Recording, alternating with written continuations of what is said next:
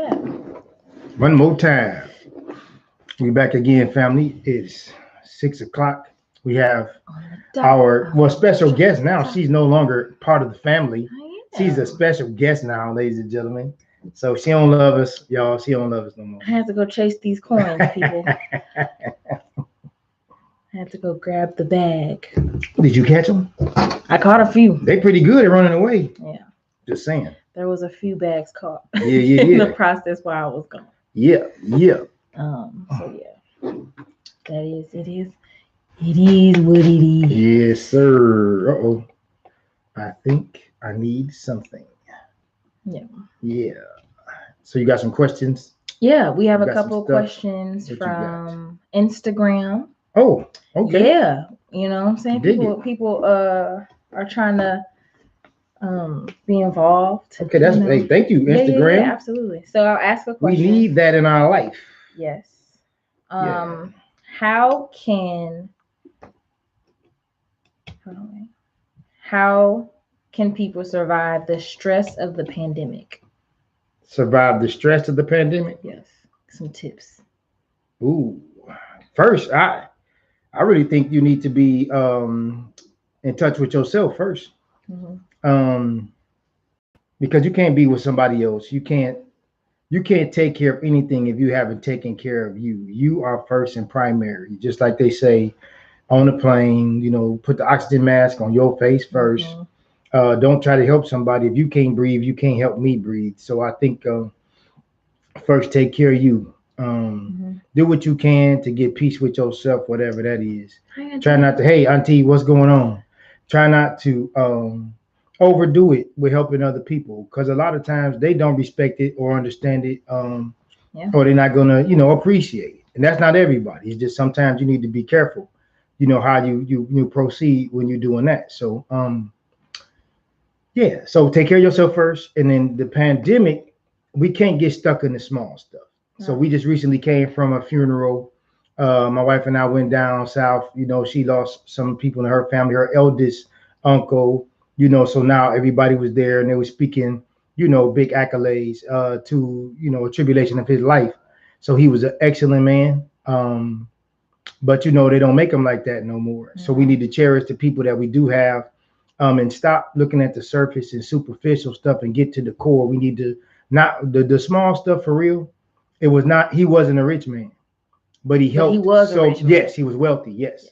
He didn't have monetary gain. He didn't have material items, but everybody in the church and the pastor was 3 weeks in of the church, and he had been there for some time, and they pulled the pastor out of his office and said, you got to meet this guy. So everybody was crowded around him. His name is Uncle Gene. So Uncle Gene was a staple in the church. So they pulled the pastor out of his office to meet this guy. So then the pastor spoke and said, I don't know him. He said, but I've met people. Hey, what's going on? Hey, wifey, people like him. So a testimony to his life, the things that we should worry about are not the small things. Mm-hmm. We should look at the bigger picture, because at that day, at that time, when it's critical, the small things won't matter. Right. So that's how I guess we could look at that pandemic. Let's change the way we're looking at it if you can. Yeah. That's fair. Couple Instagram questions. What are some things? Well, I'll do this. I'll start with this one first. Why do women want to be considered equal until it's time to grab the bill? Mm-hmm. Yeah, that's like freedom. Freedom has a price. Women want freedom, but they don't want to pay. Yeah. Women want freedom, but they don't want to deal with the consequences of the freedom or the things that come with it. They want, I think that's everybody, that's human beings, but especially women, because I do understand that they want equality until equality and fair are two different things. Okay. Equality is if you sock me in the face, I sock you back in your face. That's equal. That's fair. That's fair. Yeah, that's fair. So I think that women, they kind of equate equality with fairness, and they try to mix those together in the same pot, and they're very, very different. Just like if a man is expected to meet your list and do the duties and tasks that you need him to do, there's a list for you as well, and it's at least half as long, if not longer. And I think women don't want to deal with that part when we say equal and fairness and equality. I don't think they want to deal with that. Gotcha. Yeah. Okay, another Instagram question. Um,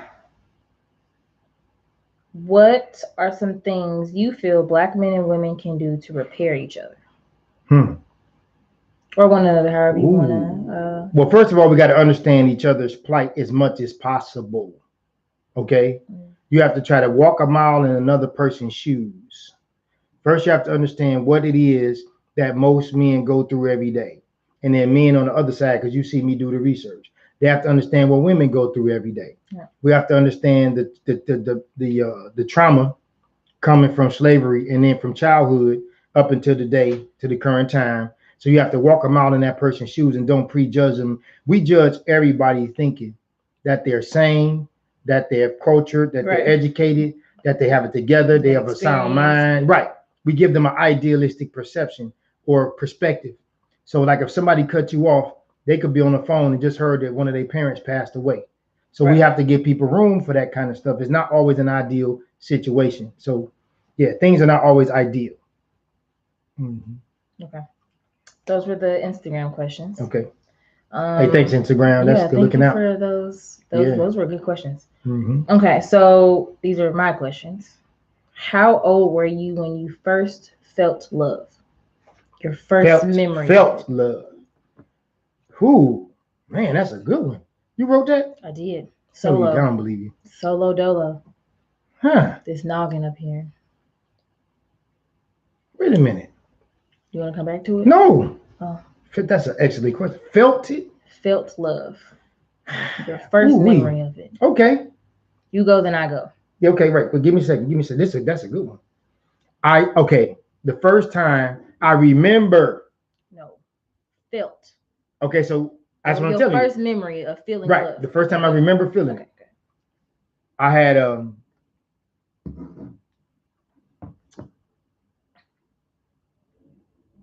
this is weird.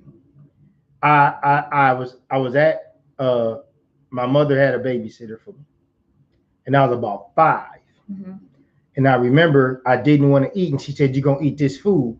And I took the food and I tried to hide it. I took this. I'm telling you, I remember this. It was a piece of paper. I took the food and put it on the floor, and I took the piece of paper and sat it on top of it. I was about 5 years old, and I was trying to hide it, and I got a whooping. I knew that I was wrong, and I think that was the first time I felt love, not because of the whooping, but because somebody, she was taking her time out with me to try to teach me something. Okay. And I was being hard-headed, and I was being deceitful, and I got caught, and then I didn't understand that there was a consequence for my actions. There you go. That I'm gonna tell you, to me, that was love, because that's how you learn. Yeah. Yeah, I learned. I ain't do that no more. Okay. Me, I'll say it was. I'll have to say was I 2 when Elmo came? Big Bird. Big Bird. Was that 2? Mm-hmm. 2. No, it was 3. Yeah, something like 3, 4, something like that. I just remember the gifts, the setup. Oh, it was nice, yeah. Feeling love, like from my family. Everybody was excited to see me. I think that's my first memory. Family, like a unit, love, something that you can't describe, just that organic feeling. Because I was thinking when I was writing the question, that memory popped in my head because I saw that picture the other day, and I was like, I think that's the first time that me as Iman felt love. Like I knew instinctively my parents loved me, but like love, like an overwhelming feeling of love, that was my first memory. Right. So okay. Yeah. Okay, so next question. If you could call 27-year-old you, what would you say? Ooh, 27-year-old me? 27. Stay right where you at and don't move. Keep doing that. Because when I was 27, you was doing a lot. Oh my, it was a good day, ladies and gentlemen. When I was 27, it was good. Like, I didn't know how good my life was. I wish I could go into it all here on YouTube, but I can't because people gonna say, yeah, I shouldn't say that. But it was good, man. I was good. 27, I stay right there. Do your thing. You blessed. and you are wiser beyond your years and you ain't that smart. That's what I would say to me. That'll Yep. be a quick phone call. That's what I would say. Mm-hmm. If y'all are on YouTube, let us know. Drop a comment. Yeah, we see those numbers. Yeah, they let us know y'all there. Let us know. We shout you out. 26. Yes, when I was 27, stay right there. All right. If I could go back. Okay. Give me a time capsule. Huh. Okay. Yeah. Okay. No. Go ahead. What did I say? Okay. How often do I say I love you? How often do you say? Yeah. Like on a scale of 365. You okay, so on a scale of because you're 1 to 10, I'll say because 10. you're a weirdo alien, like I know where you got it from. You were a test tube baby because you didn't get it from me. You don't know who my parents are. You show your love. I came in a basket. You show, yeah, they didn't even put you in the basket. No, you was in a plastic cut open gallon bottle. You know remember how you get the gallon of milk? They cut it open.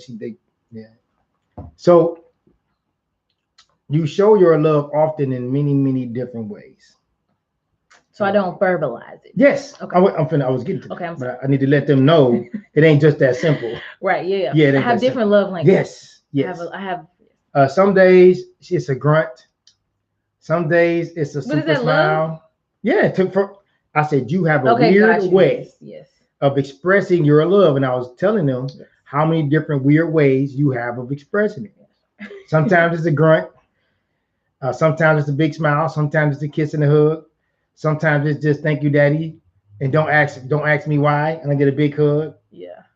Sometimes it's you'll bring home flowers from Miss Kandasi, and you'll bring me home a gift. Yeah. Yeah, it's a lot of different ways. So you show me love all the time, but I think how often do you say it? Every time we talk on the phone, we say it. Yeah. But yeah. So yeah, every time we talk on the phone, which is not every day. So right.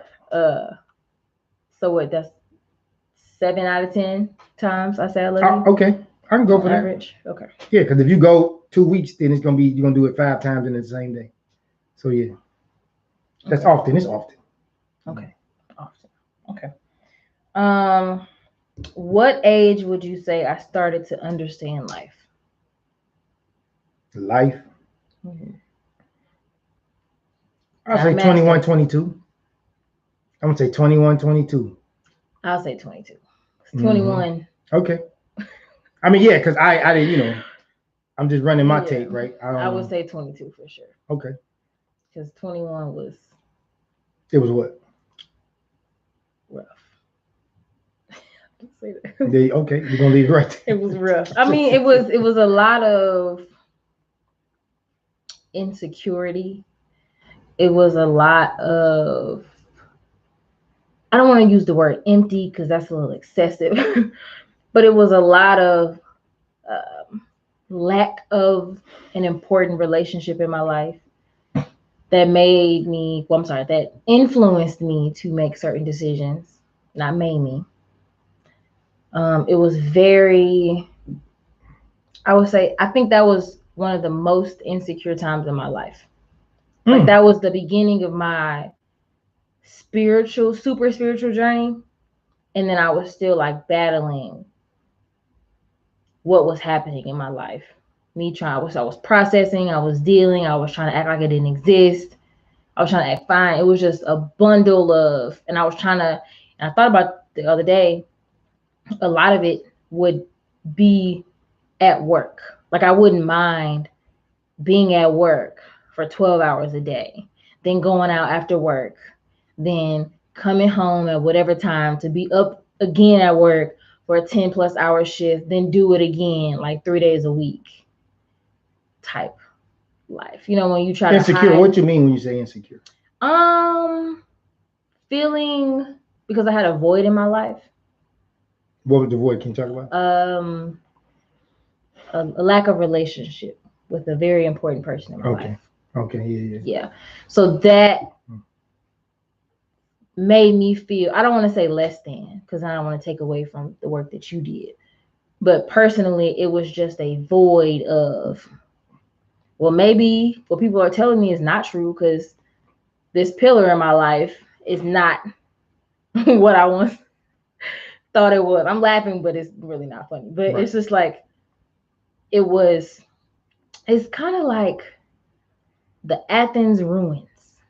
You know, when people go and they travel and they Mhm. go see the ruins.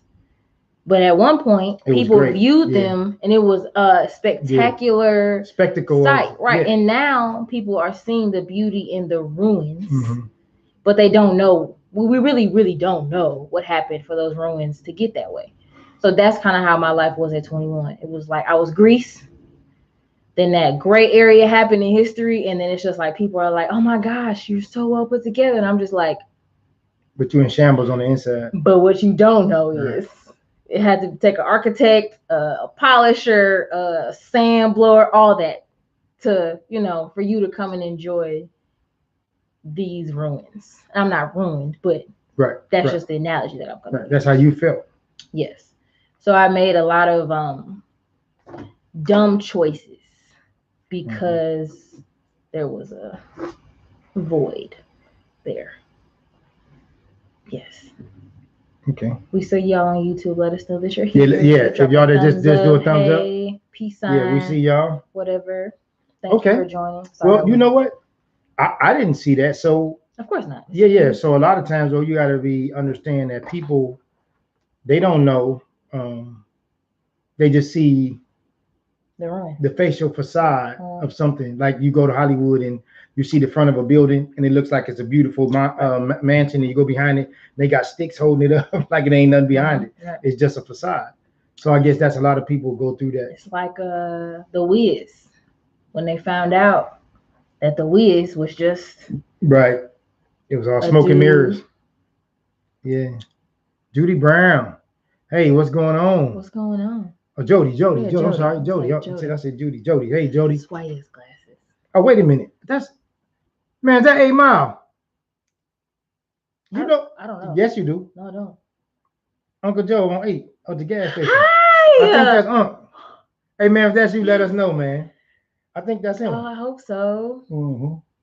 I miss you guys. Love you. So yeah, that was 21 was a definitely a transition. I think that is when I knew I needed to get myself together. I had to pull myself together. Oh yeah, that's him. What's going on, Joe Brown? So now we got to do something. You got to go. You got to let him know. Okay. He don't know. So you Uncle Joe. Him. Yeah.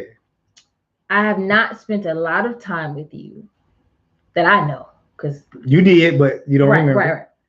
I absolutely love and adore you. I remember you saying whatever we wanted in the gas station we could have.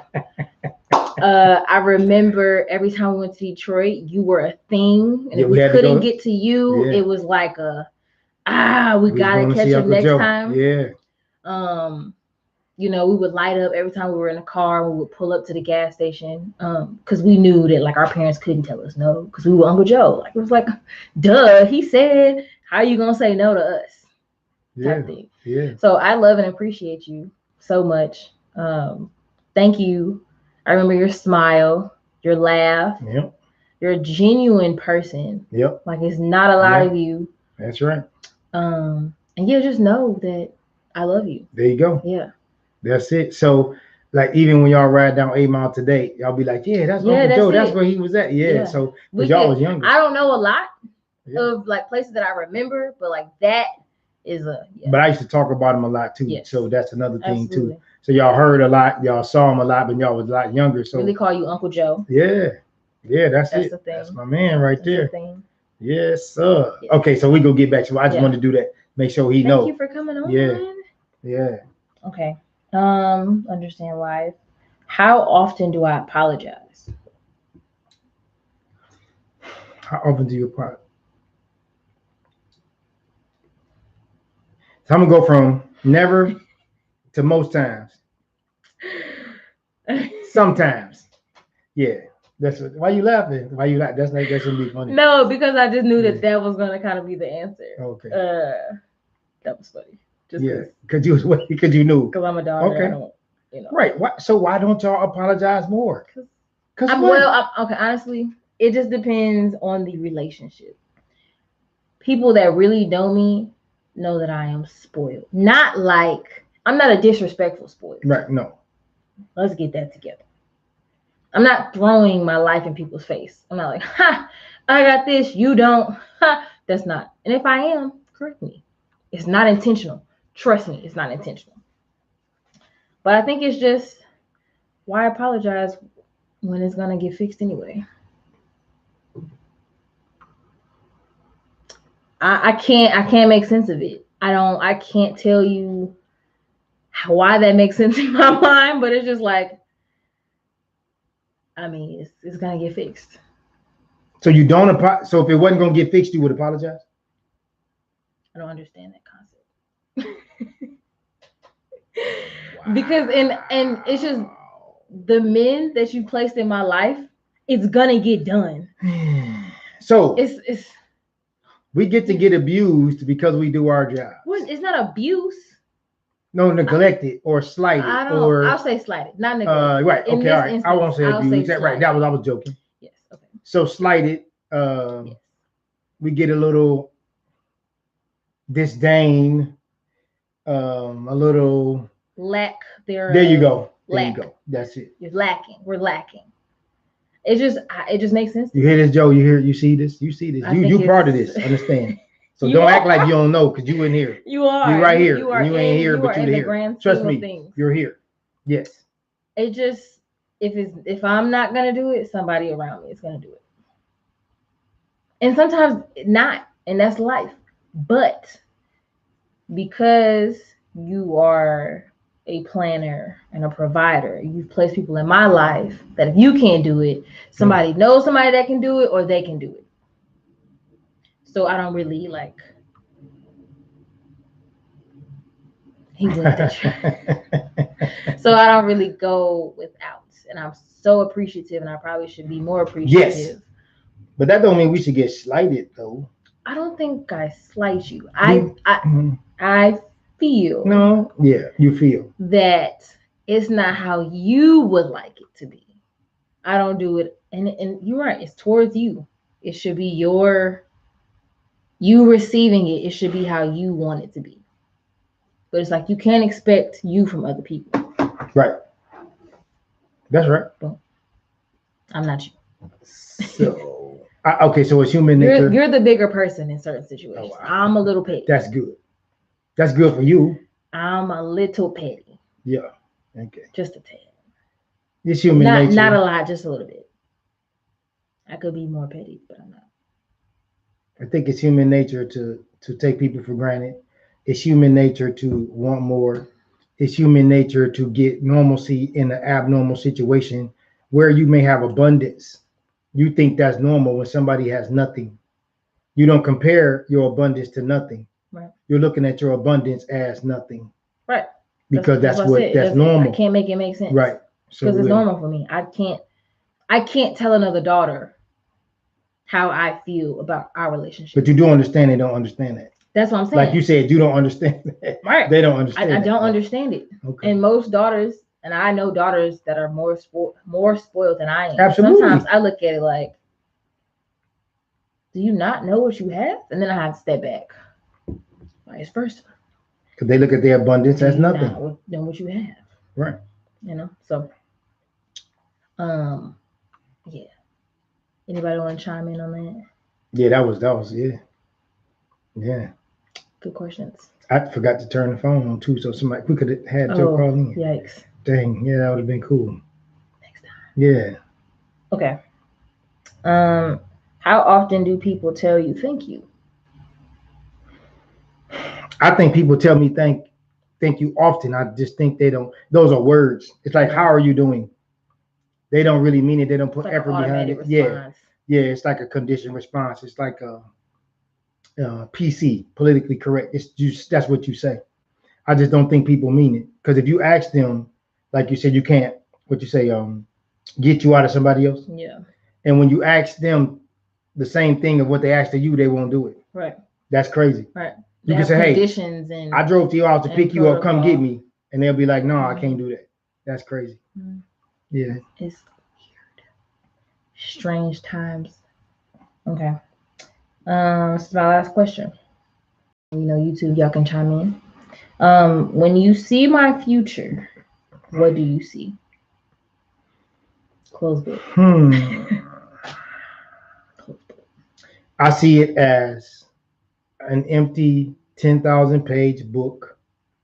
You are the author, the publisher, the editor. That's so you can create the glossary. I'm just telling you, I think you can do whatever you want. I think you have the tools and the resources. I can't do whatever I yes, want. you can.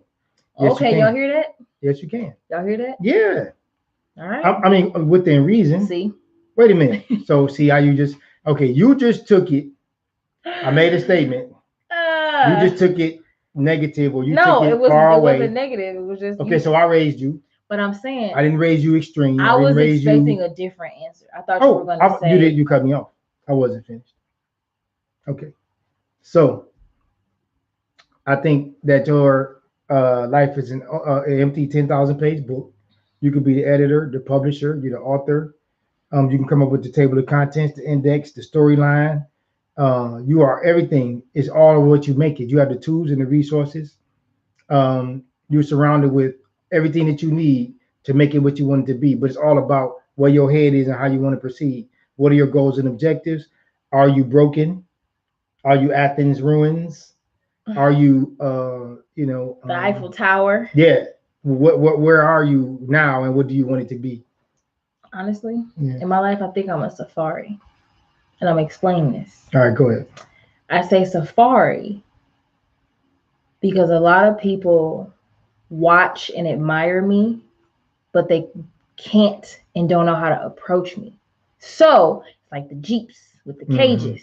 They there. So you the, but they not. You the rhino. They ain't trying to. Yeah. Could you come crash the car? Yeah. Yeah, that I'm really the elephant, honestly. Okay. But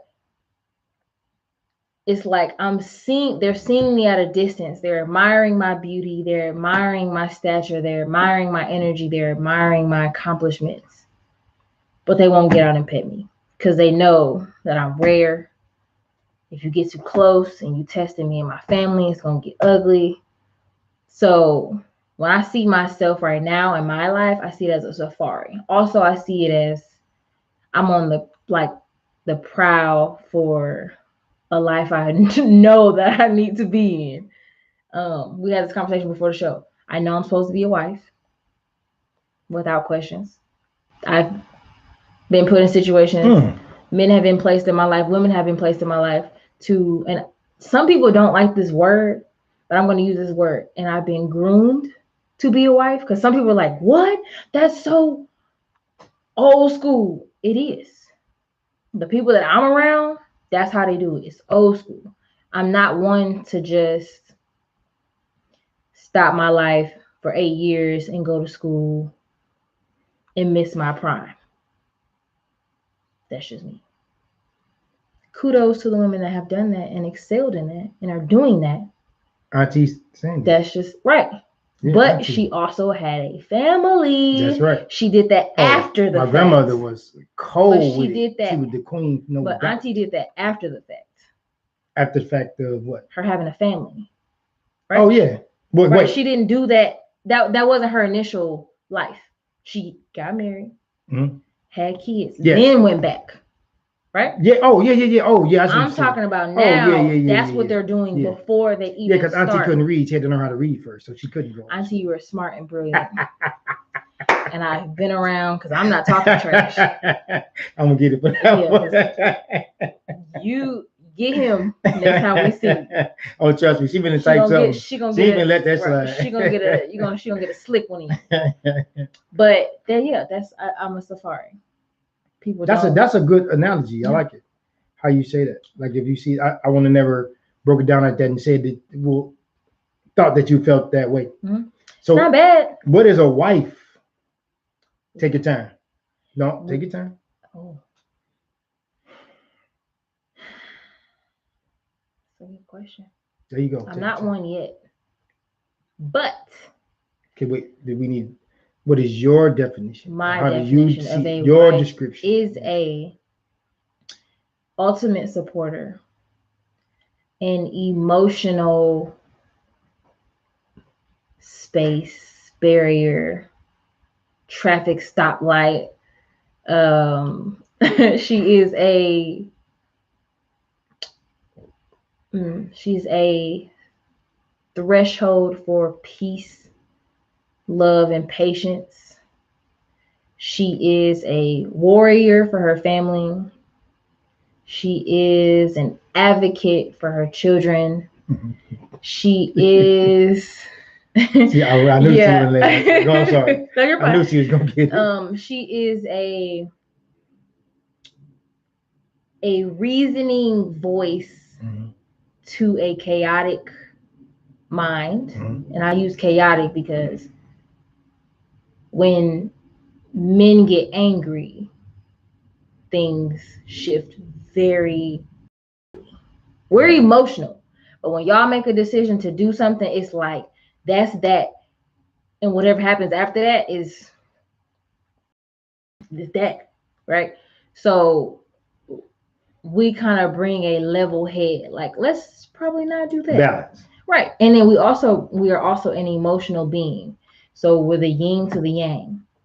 You know how y'all are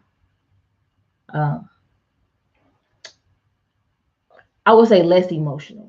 Y'all are not emotional because men are women, just different hormones, different thought processes, all that kind of stuff, biologically. So I will say it's the yin to the yang. And in conclusion too, we are the balancer. There you go. Okay, that's my all right. So at least you had enough insight and enough information to articulate as best you could, right, without having the experience itself. Because it's a lot. Listen, without saying a lot, the way that it looks like. Go ahead. I get it. Go ahead. Oh, okay. All right, Joe. Hey, do your thing, man. You always working. Always do your thing, man. He is always. That's one of the hardest working dudes. No, for real. No, I know. Always for real, man. All right, hey man, love, man. Appreciate you tuning in. Yeah. He said I can't stop smiling. Be safe. Yeah, that's cool. What are you saying? With the tools without experience. Oh, I have been around women that have been married for 20 plus years. And they haven't given me the real because they're trying to spare my feelings. And I appreciate that. Because I would ask them, like, what does it mean to be a wife? And they would give me the cookie cutter answer. But, I think what I see is what I explained. And catch me in about 3 years, my answer will probably be a little different. Oh, without a doubt. But I think without a doubt, that is what I identify with when I see myself as a wife. I see those characteristics. Different people have different marriages, and I can't speak for every wife. So that's just how I view it. Those are the values that I hold. And catch me a couple years, it'll probably change. And I'll probably be like, this is what it is. And it'll be a different conversation. So that's that on that. Yeah. All right. So what do you think that most young ladies would say a wife is? A spouse. That's it? Yeah. A spouse, a financial partner, a biblical figure, a fun partner. Yeah. But there's like layers. I know that there are layers. Haven't experienced it. Haven't seen it with my own eyes. So because the name of the show is The Next Generation Conversation. I just told you. I know it. I'm feeling. Okay. There's deeper. Take my generation and give us our strengths and combine the strengths of your generation and show us what families will look like if we could get the best of both worlds. Unity from your generation. And I would just say, oh yeah. Yeah, it's okay. Go ahead. So if we took my generation's strengths, your generation's strengths, and put them together, because this show is about trying to connect the generations. I wonder how that would look, and I want to know how do you think that all of that would pan out? How could that work if we did something like that? What do you think? We could merge the two. The strengths, yeah. I think honestly, that's a good question. Come